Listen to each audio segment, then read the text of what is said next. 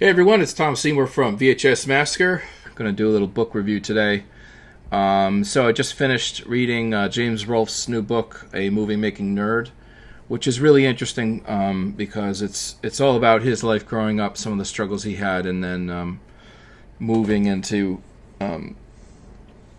how he started doing video production for Angry Video Game Nerd series and through to his feature-length film. So it's a really cool book. It kind of goes through his life and some of the struggles he had, and it's funny. We're a similar age, so I cannot help but thinking about how I came up and what some of the trials and tribulations that I went through. And anyway, this is a great book. I would absolutely recommend it. You can. It is basically for anyone who's interested in film and filmmaking. But then, if you look at this page, I'm just on bookdepository.com, which I've never used. I bought mine through Amazon. But if you look on the bottom, you see Rebel Without a Crew is people also bought that book.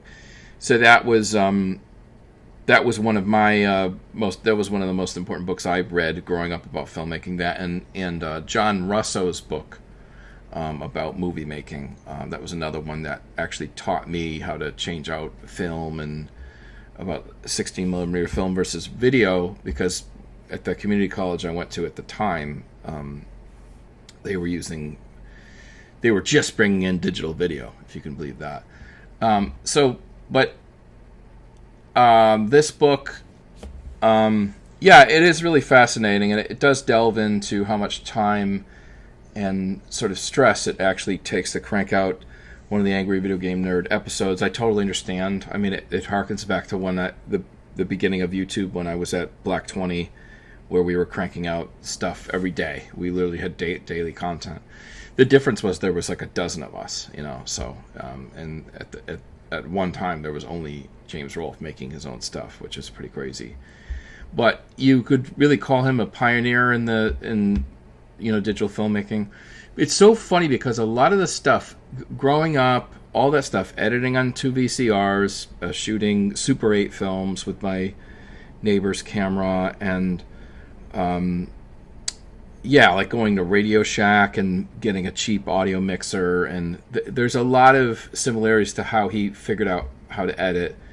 I was able to eventually use some of the stuff at Public Access and volunteer in Public Access, get broadcast experience, and then with my AS degree and all the films I made, that's how I got into CBS News, which was an affiliate in Hartford, Connecticut. So that's how I eventually got my way in. But all the time I was making these movies. So, James, there's some absurd number of films that he made on various video cameras he used.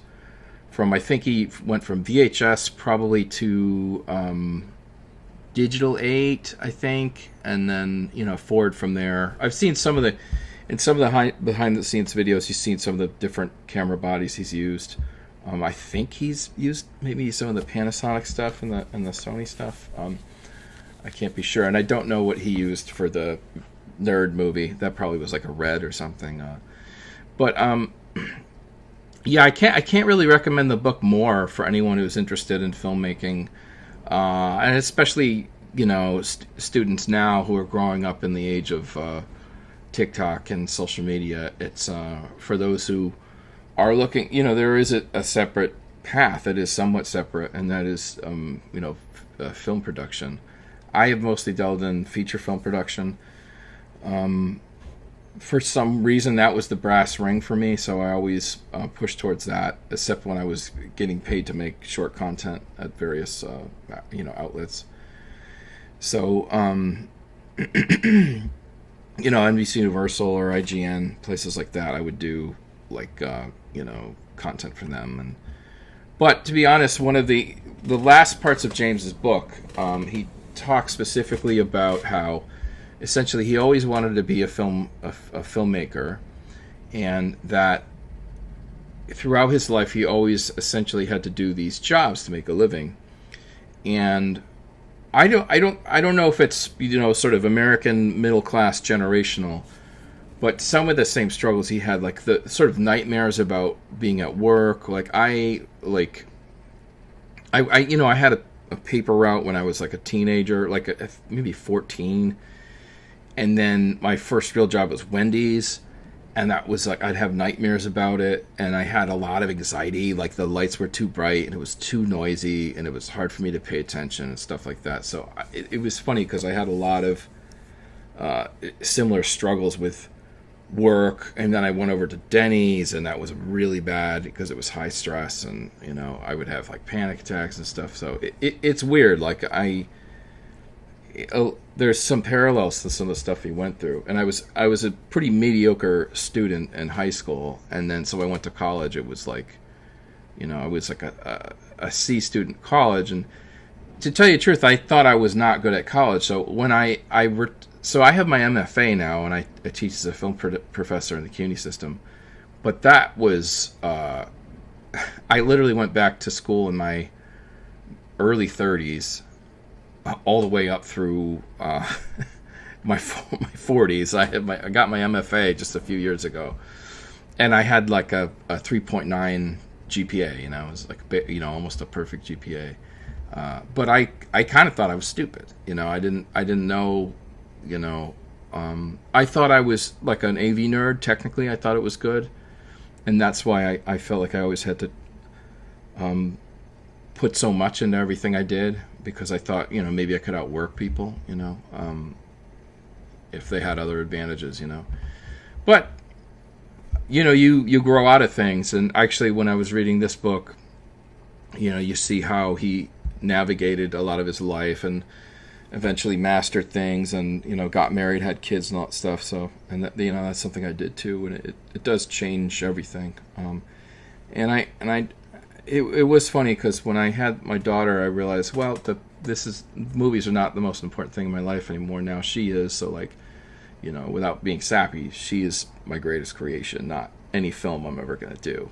And actually, as the years go by, I look at my movies, and every few years, one of the films that you make, you're like, well, that wasn't very good. And then you get to a point where you're like, I think I only did one or two good films in my entire life, and that's just how it is, not everything is a Picasso, so especially in film. So,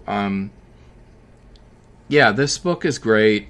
He talks about the Angry Video Game Nerd movie, which I saw was a lot of fun, and you could see the incredible amount of effort that went into that film. And it was interesting to hear about the story about how he got a decent budget. After taxes and everything, I think he had like a couple $100,000, which is not nothing. That's a good chunk of change. But once I was reading that he brought the production to Los Angeles, and it also was based upon shooting at different landmarks. I was like, oh my God, this thing, I don't know how he even did it, because the features that I made in 2 weeks were mostly based upon staying in the same location and having a limited cast. And if there were effects, there were horror effects, and we're being hooked up by one of our friends who was doing it for cost or less than. And so I guess what I would say is, if you maybe watch The Angry Video Game Nerd again and think of it, read the book and then watch the movie again, because you could think of it through the perspective of this was all shot on location, and they're trying to do everything the right way through SAG and all that. And not that necessarily SAG is the right way. I've had to do SAG, what's it called? Ultra low budget agreements, where you could at least use SAG talent, stuff like that. So, but non-SAG is great, as long as, it's, anyway, as long as you're doing the right thing. But, that being said, the book's available anywhere. I just got it off Amazon. I got the hard copy. It's nice. It's a paperback copy. But no, it's a really good.